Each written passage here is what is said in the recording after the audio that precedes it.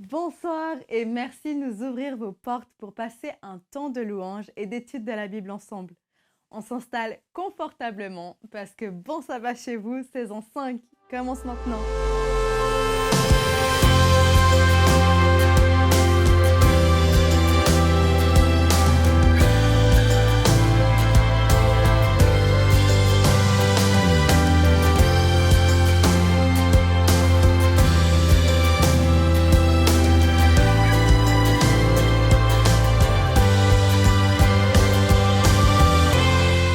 Je suis ravie de votre présence pour un nouveau numéro de Bon Sabbat chez vous, saison 5. Depuis le début de la saison, on étudie les miracles qu'a fait Jésus en son temps. Mais si Jésus est le même hier, demain et aujourd'hui, cela veut dire qu'il fait encore des miracles de nos jours. Je trouverais ça super que vous pouviez laisser votre témoignage personnel en commentaire de cette vidéo. Quel miracle a fait Jésus dans ta vie? Prends le temps de nous raconter. Et pour lui dire merci, chantons ensemble maintenant.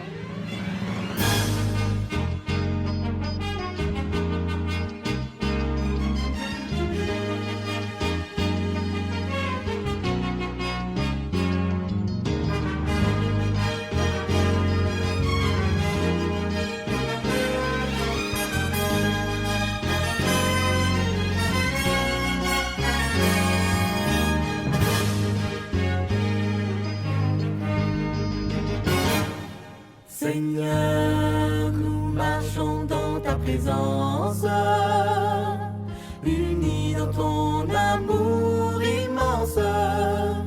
Oui, tu es venu vivre parmi nous, donner ta vie jusqu'au bout.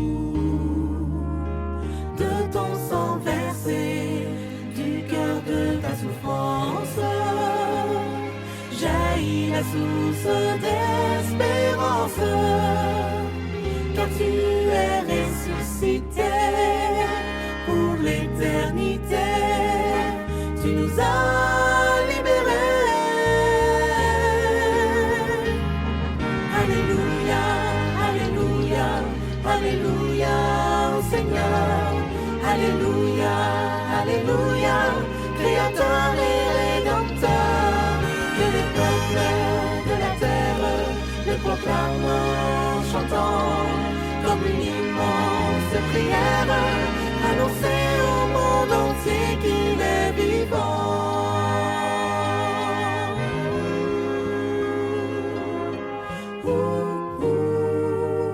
Seigneur, par toi nous sommes purifiés, pardonnés et transformés.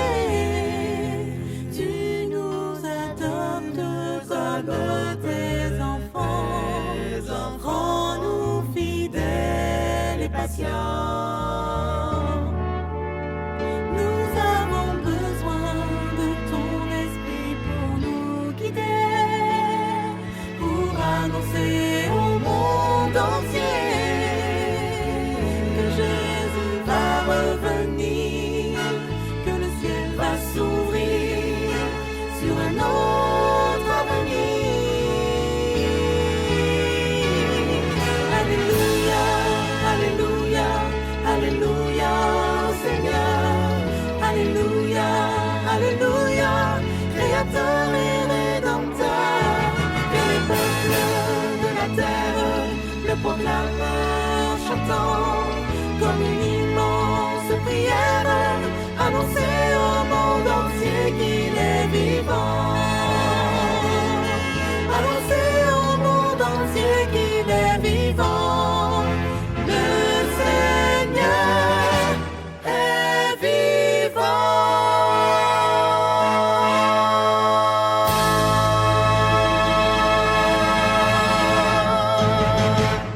Comme je vous le disais en introduction, la saison 5 de Bon Sabbat chez vous traite des miracles réalisés par Jésus. Nous avons déjà lu et étudié ensemble plus de 20 miracles racontés dans les évangiles. D'ailleurs, si vous souhaitez voir ou revoir certains messages, parcourez la playlist Bon Sabbat chez vous saison 5 sur notre chaîne YouTube ou sur adventplay.tv. notre Netflix chrétien. Parmi tous les miracles déjà présentés dans notre émission, je crois qu'aucun n'est comparable à celui que nous allons évoquer maintenant.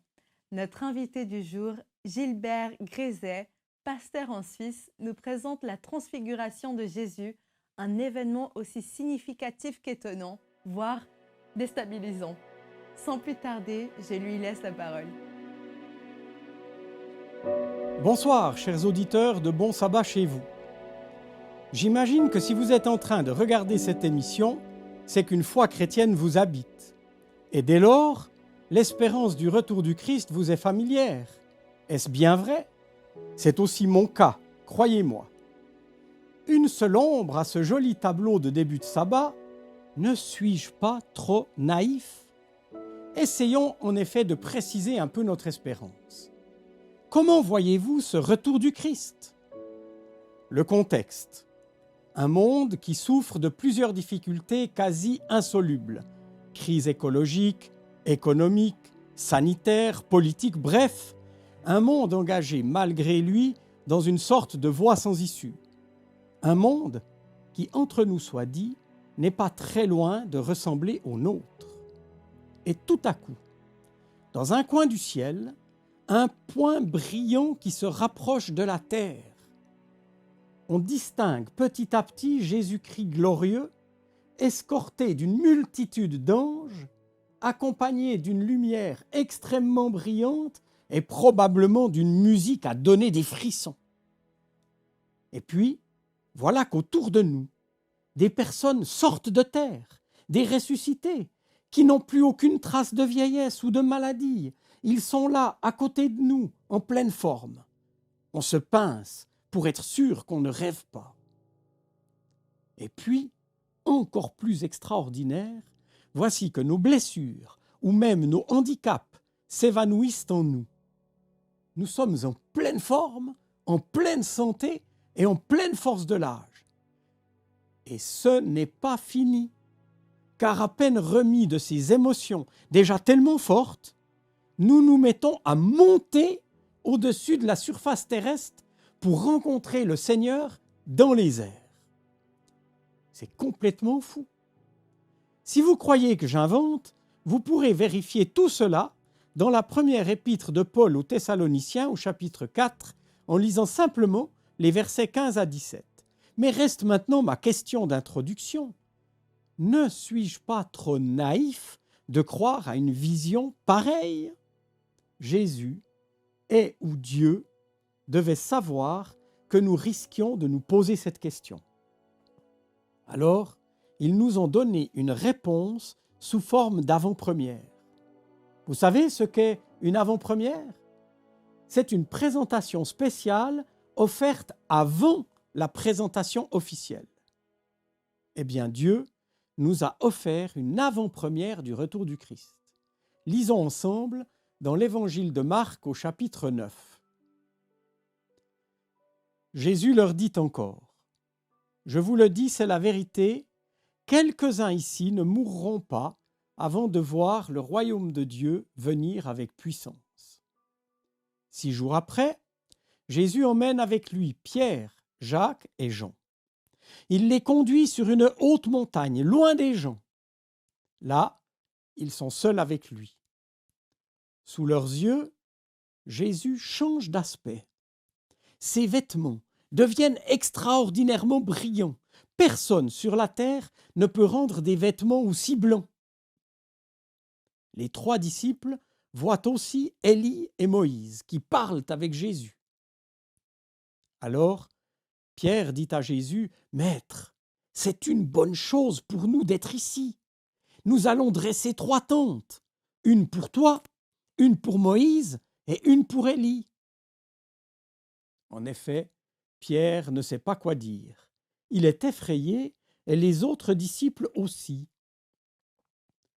Un nuage arrive et les couvre de son ombre. Une voix vient du nuage et dit « Celui-ci est mon fils très aimé, écoutez-le. » Les disciples regardent autour d'eux, mais soudain, ils ne voient plus personne. Jésus est seul avec eux.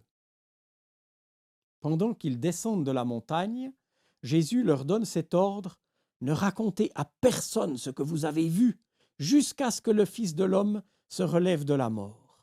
Alors Pierre dit à Jésus: Maître, c'est une bonne chose pour nous d'être ici. Nous allons dresser 3 tentes, une pour toi, une pour Moïse et une pour Élie. On connaît bien l'apôtre Pierre et ses impulsivités. Vous savez, il va sortir son épée à Gethsémanée quelque temps plus tard, ou alors il demande à marcher sur l'eau avant de couler dans l'eau. Il va se fâcher avec l'apôtre Paul. Et donc ici, il veut faire du camping lors de la transfiguration. Et Marc a précisé au verset 6, en effet, Pierre ne sait pas quoi dire. Alors d'accord, ce n'était pas très adéquat, mais ce n'était peut-être pas si mauvais, et peut-être même ça peut avoir quelque chose d'encourageant pour nous, pour vous et moi. Essayons d'y voir plus clair. Rappelons les événements qui précèdent. Christ et 3 disciples se sont lancés dans l'ascension du mont Hermon, ou peut-être du Tabor, c'est selon les traditions, mais il semble qu'à l'époque de Jésus, sur le Tabor, il y avait une citadelle militaire. Donc moi, j'y crois pas trop qu'ils ont été vivre la transfiguration au milieu d'un camp militaire. Donc je penche plutôt pour l'Hermon, qui culmine, mes chers amis, à 2800 mètres d'altitude. C'est dire qu'ils ont fait une grande marche, une véritable ascension. Et pendant cette montée, il y a dû y avoir un bon moment de communion, d'efforts partagés. Ce qui fera dire d'ailleurs à Luc, au chapitre 9, verset 32, que quand ils sont en haut, les disciples sont fatigués et qu'ils s'endorment. Et à ce moment-là, un événement extraordinaire va se produire. Christ va être transfiguré, il va être éblouissant, il va avoir des vêtements blancs dont on n'a aucune idée, mais par contre, les vêtements blancs, d'après le prophète Daniel, chapitre 7, verset 9, ça fait un peu penser à l'eschatologie, justement à la fin des temps, au retour du Christ. Et puis son visage est transfiguré. Littéralement, dans le texte, Jésus, c'est comme s'il était entièrement métamorphosé, changé d'aspect. Et puis en plus de ça, l'apparition de Moïse et d'Élie. Moïse, l'auteur de la Torah, qui est là comme pour confirmer que le Christ accomplit la Torah. Et Élie, figure emblématique des prophètes. Et puis, je vous l'ai dit, ce Christ transfiguré, métamorphosé, la présence d'Élie, celle de Moïse, tout cela confirme la messianité de Jésus. Le royaume tant attendu se manifeste enfin. Et c'est là que Pierre propose de dresser 3 tentes. Ce n'est pas simplement pour prolonger ces bons moments. Dans sa foi, c'était l'accomplissement de la fête des tentes. Vous savez, on l'appelle aussi des fois la fête des tabernacles. Une fête qui donnait l'espoir de retrouver le temps où Dieu était présent parmi le peuple, où il habitait sous la tente, avec eux dans le désert. Alors d'accord, c'était une erreur de la part de Pierre, j'en discute pas. D'ailleurs, rappelez-vous, Marc chapitre 9, verset 6 dit « Il ne savait que dire ». Mais c'était une erreur assez positive. Elle dénotait une foi présente et active. Pierre se réjouissait de voir la fête des tabernacles s'accomplir. Et l'erreur est d'autant plus compréhensible en regard du verset 1 de ce passage, dont nous n'avons pas encore tellement parlé. Verset 1. Et il ajouta, vraiment, je vous le déclare, quelques-uns de ceux qui sont ici présents ne mourront pas avant d'avoir vu le règne de Dieu venir avec puissance. 6 jours plus tard, Jésus prit avec lui Pierre, Jacques et Jean, etc. Que penser de cette déclaration ? Il nous faut bien comprendre ce verset 1. Certains ne mourront pas. Alors, certains commentateurs se sont dit, Jésus s'est peut-être trompé, il pensait revenir rapidement. Évidemment, j'aime pas tellement cette lecture-là. D'autres disent, les certains qui ne mourront pas, ça pourrait être des terriens vivant au temps de la fin. Alors, ok, ça fait un peu argument pour théologiens. Et moi, j'ai plutôt l'impression que ceux qui ont entendu Jésus dire « certains ne mourront pas », ça pourrait bien être Pierre, Jacques et Jean qui vont voir le règne de Dieu venu avec puissance, comme peut-être pas pour de vrai, mais comme dans une avant-première. Jésus n'est pas encore mort, il n'est pas ressuscité, donc ça ne peut pas être le royaume, mais n'empêche que la venue du royaume a eu là, précisément lors de la transfiguration, comme une sorte de préfiguration, une avant-première, dirait-on, dans le monde des spectacles. Regardez bien. Christ est métamorphosé, il est glorieux, comme il sera lors de son prochain retour. Moïse, vous le savez sans doute, est ressuscité. Il a été ressuscité par Dieu après sa mort. Il est donc comme le prototype des ressuscités. Et puis Élie, vous vous rappelez peut-être qu'à la fin de sa vie, il a été emmené au ciel comme dans un char de feu, sans passer par la mort. Élie sera donc le prototype de ceux qui monteront au ciel sans passer par la mort. La transfiguration, certes, n'est pas l'établissement du royaume, mais elle en est vraiment la répétition générale, ou plutôt, comme je l'ai dit tout à l'heure, l'avant-première, ne l'oublions pas. Mais revenons encore aux disciples quelques instants. Ils sont là, un nuage arrive, et les couvre de son ombre. Une voix vient du nuage et dit « Celui-ci est mon fils très aimé, écoutez-le ». Que devaient écouter les disciples? Ce n'est pas très gai, mais c'est l'annonce de la mort de Jésus. Juste après l'épisode de la transfiguration, Jésus va leur annoncer sa mort. Et c'est la foi du milieu, parce qu'avant la transfiguration, Marc 8, versets 31 à 33, Jésus annonce déjà une fois sa mort, puis juste après la transfiguration, Marc 9, versets 8 et 10, et encore à la fin du chapitre 9, versets 30 à 32. Après que la voix a dit « écoutez-le », le miracle s'arrête et le Christ est seul avec les 3 disciples, les 3 apôtres. Et ce que Pierre a compris et retenu est extraordinaire. Vous vous rappelez, quand le Christ sera crucifié, tous les disciples seront découragés totalement. On sait aussi qu'ils se sont repris ensuite. Après la résurrection, même si c'était avec un peu de peine et de difficulté, ils vont devenir des apôtres flamboyants, confiants dans la résurrection.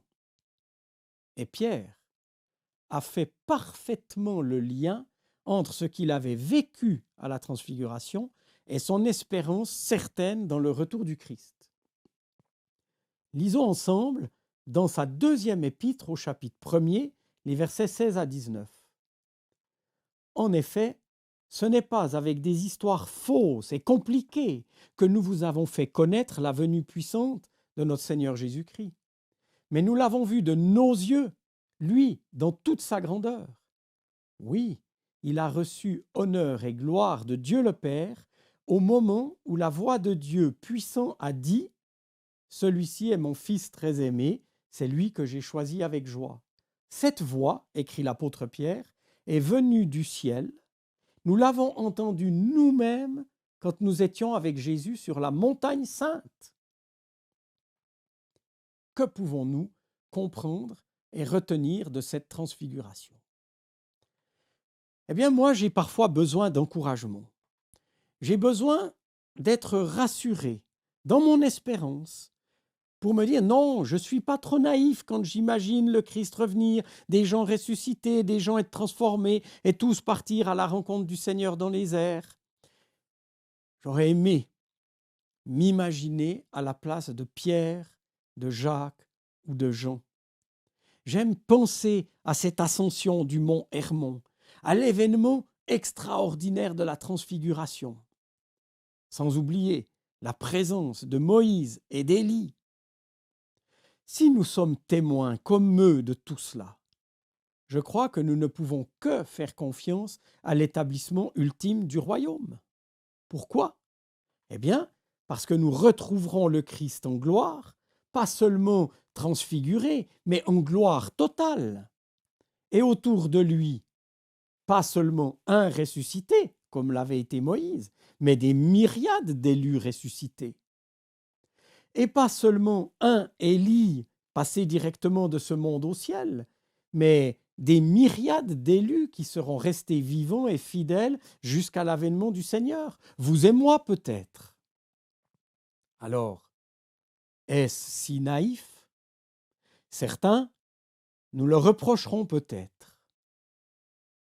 Mais nous pourrons alors nous consoler, nous rassurer en repensant à l'épisode de la transfiguration. Pour conclure, j'aimerais remercier Dieu pour cet épisode de la transfiguration de Jésus.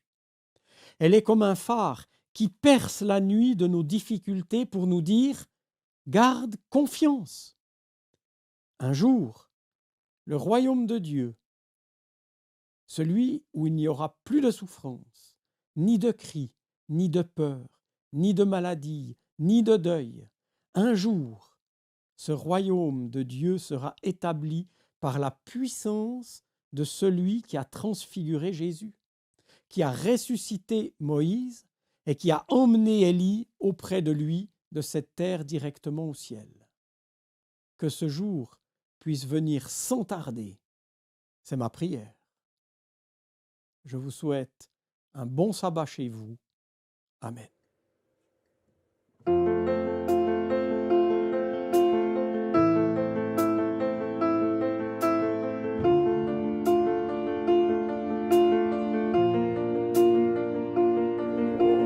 Tes voix dans ma tête ne cessent de me dire que je ne suis rien.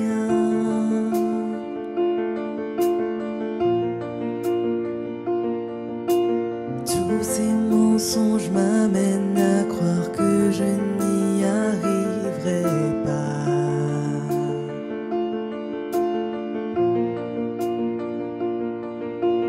Ma vie ne se résume-t-elle qu'à des moments de haut, de bas?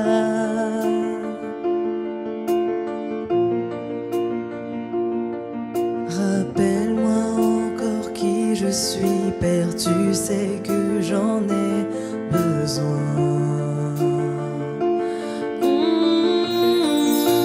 Tu dis que tu m'aimes quand je ne ressens rien. Tu dis que je suis fort, même quand je me sens faible. Tu dis que tu me tiens, même si je crois tomber. Quand je me sens oublié, tu dis que je suis à toi. Oh oui, je crois. Oh oui, je crois. Ce que tu dis de moi. Oh oui, je crois. La seule chose qui compte à présent, c'est ce que tu penses de moi.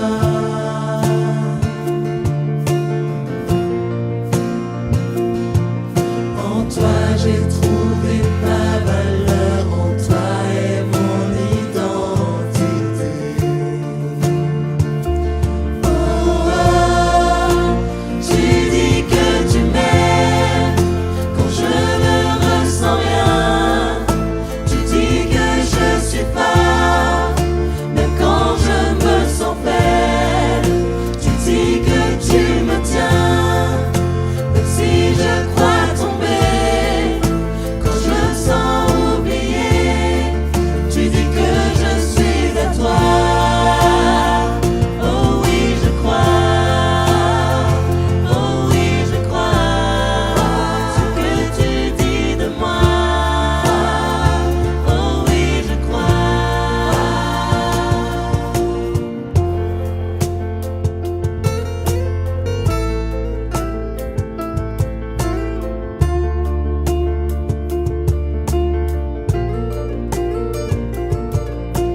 Tout ce que j'ai maintenant, c'est là je dépose à tes pieds.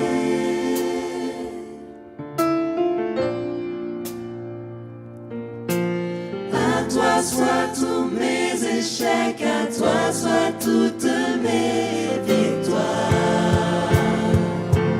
Oh, ah,